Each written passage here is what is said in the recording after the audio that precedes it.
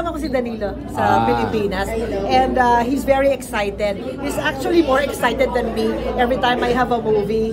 Yeah, so kasi he's a fan. So anong gagawin nyo ngayong Christmas? Maka ma-experience siya yung Filipino Christmas. Tuwan-tuwa siya sa Pasko natin, ang aga magsimula, ang tagal matapos. Nakatawang-tawa siya na lagi tayong may snow, yung perfect snow. Tuwan-tuwa siya doon na gusto nating magka-snow. Tsaka mag-jacket, mag-boots, kahit mainit. Tuwan-tuwa siya doon. So this Christmas, for sure, kasama siya sa cinema tour.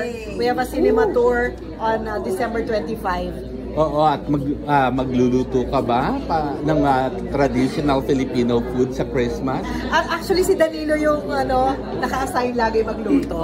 Ay, Disney princess ka pala, hindi naman. Parang mas masarap siya magluto ng pasta.